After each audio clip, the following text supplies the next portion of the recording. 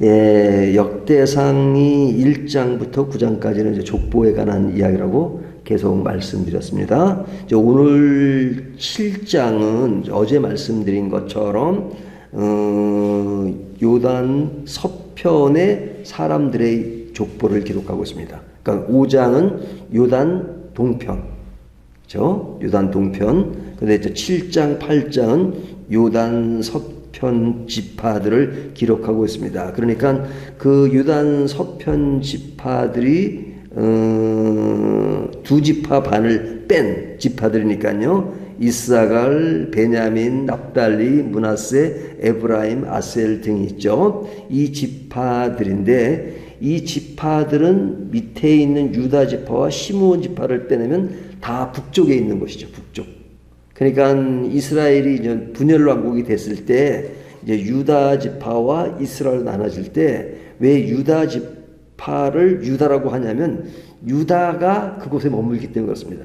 시므온 지파가 있지만 시므온 지파는 아주 약하고 그리고 금방 유다 지파에게 이렇게 소속이 돼 버리니까 밑에는 유다가 뭐 전체를 차지한 거죠. 그 나라 이름도 유다가 된 겁니다. 그리고 위쪽은 이스라엘이라고 불렀죠. 근데 역대상은 그 이스라엘 쪽의 얘기를 거의 하지 않습니다. 주로 유다 이야기를 합니다. 왜냐하면 유다는 정통 왕조에서 다윗서부터 이어지는 시드기야까지 한 개의 왕조로서 쭉 이어지잖아요. 그렇기 때문에 아주 그런 정통적인 그런 흐름을 가지고 있는데 반해서 이스라엘은 계속해서 쿠데타가 일어나고 해서 그 아홉 왕조가 로 이루어집니다. 그러니까 아홉 왕조라는 것은 이게 뭐 한 대가 한 왕조가 뭐 2, 3세대 정도로 가지 어떤 왕은 뭐 이런 몇 달 하다가 그냥 또 죽고 다음 왕이 나고 이런 것이 이제 북이스라엘에서 계속 일어났거든요. 그러니까 북이스라엘에서 별로 그 이야기하고 싶지 않은 겁니다. 왜? 그 역사 자체가 너무너무 아름답지 못하고 그리고 너무 어려운 일이 많았기 때문에 사실은 역대 상하에서는 북이스라엘 얘기를 많이 하지 않아요. 근데 이 이야기를 길게 하는 이유가 뭐냐면 오늘 본문에 나오는 그 이야기들은 사실은 북이스라엘과 관련된 지파들 이야기잖아요.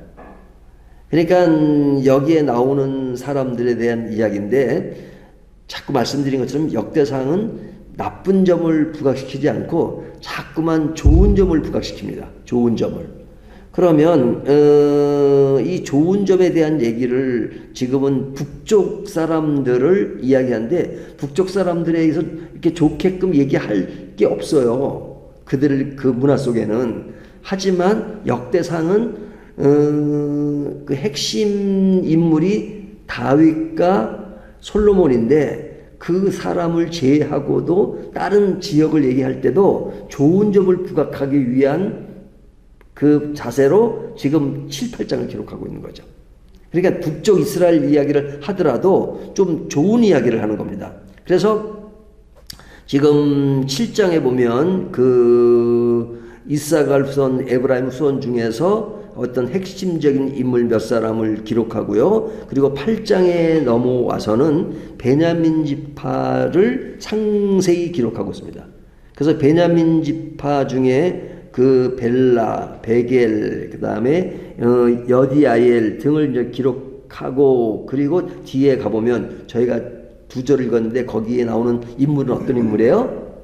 왕 중에 한 사람인 사울 왕을 얘기하고 있죠. 그러니까 사울 왕이 베냐민 지파에 속합니다. 사울 왕이.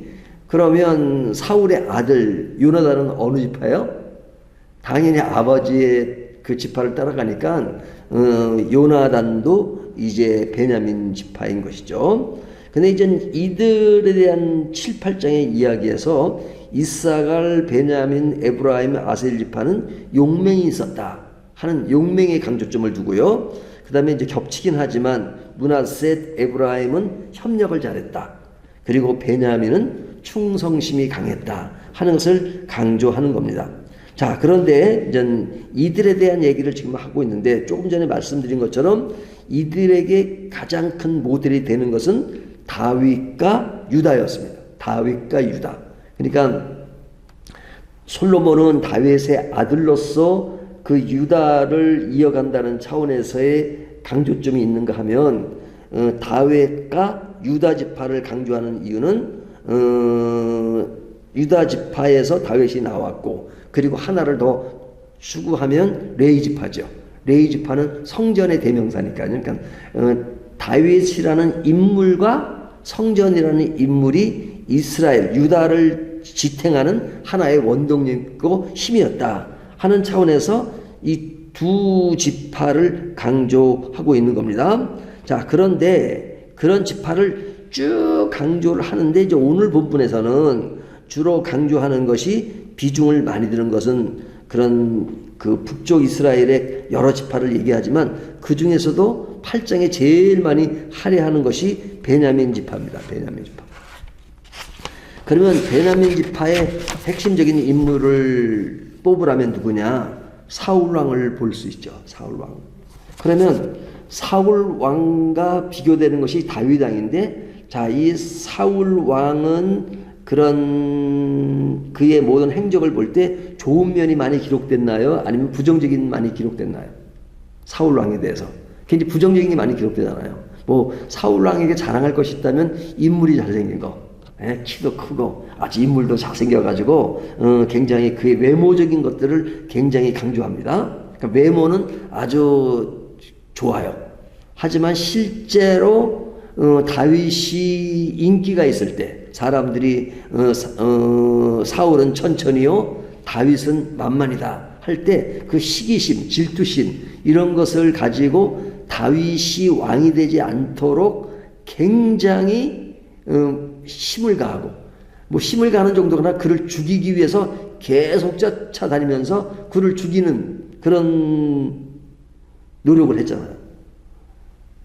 그래서 다윗은 솔로몬이 아니라 사울에게 계속 쫓겨다닙니다. 쫓겨다니고 죽을 고비를 많이 넘깁니다. 그런 죽을 고비를 넘기는 중에서도 사실은 다윗이 사울을 죽일 수 있는 그런 찬스도 있었지만, 그러나 기름 부은 자를 함부로 할 수 없다 그래가지고 이 다윗이 사울을 죽이지 않는 그런 사건들이 나오잖아요. 자, 그러면 사울은 베냐민 지파로서 다윗을 안 좋게 이끌어간 그런 인물로 묘사되고 있습니다.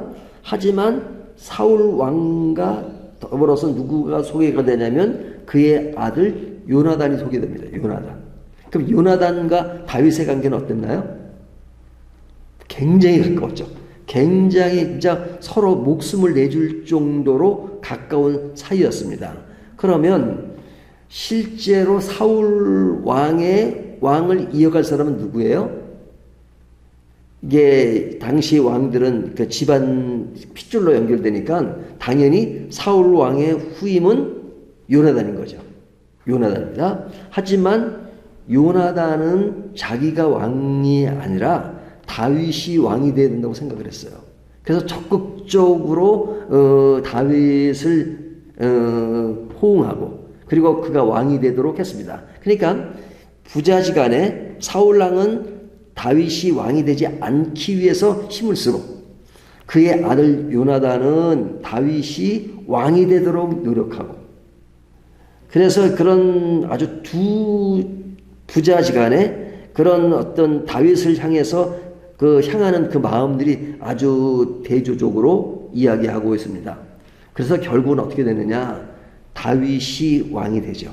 다윗이 왕이 되는데 그것에 굉장히 격려하고 도움을 주었던 것은 요나단입니다. 그래서 이 다윗이 도망 다닐 때 그 다윗이 이렇게 잡히지 않도록 굉장히 힘을 쓰고, 그리고 그 정보도 주고 그랬지 않습니까? 그렇게 하다가 결국은 사울 왕과 요나단은 전체도 두 사람 다 죽고 말죠.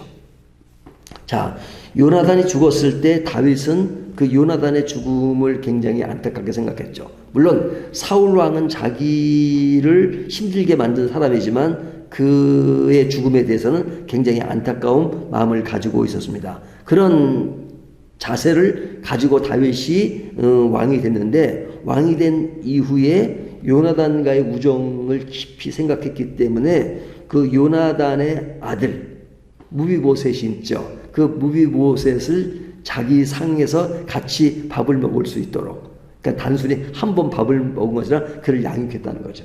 그를 양육하고 그를 도우면서 그가 궁에서 살 수 있도록 하면서 특별히 다윗이 가까이 그를 배려하며 살았던 그 이야기를 하고 있습니다. 자, 그렇다면 오늘 본문에서 이 이야기를 길게 하는 것이 뭐냐면, 인간 관계에서 벌어지는 많은 일들, 그것이 참 아이러니해요. 그렇죠? 이게 인간 관계에서 이루어지는 일들을 보면 절대 선, 절대 악으로 구분되는 것보다는 사실은 악과 선이 어우러져서 살아가는 그런 모습들이 많죠. 그러니까 사울 왕이 했던 그것은 상당히 악한 것이잖아요. 어떤 그런 귀신의 도움도 받고 또 귀신을 들린 사람을 찾아가기도 하고 그러잖아요. 그러니까 사울에 대한 그 어떤 부정적인 이미지가 있는데, 그 부정적인 이미지와 함께 그의 아들 요나단을 등장시켜서, 비록 사울 왕은 그랬지만 그의 아들 요나단은 다윗을 위해서 그가 왕이 되도록 노력했던, 그리고 우정을 발휘했던 그런 어떤 역사의 어떤 뭐랄까 이모저모, 한쪽은 안 좋은 역사지만 안 좋은 역사 가운데서도 그의 아들이 베냐민 지파인데 베냐민 지파 안에서도 사실은 그것을 다르게 이끌어가는 그런 면이 있었다 하는 것을 강조하는 것입니다. 그러니까 이 이야기는 참 모순이라고 말하기는 좀 그렇지만 참 아이러니하죠. 인간의 역사 흐름이라고 하는 것은, 하지만 그런 가운데 역사는 진행되고 있다는 겁니다.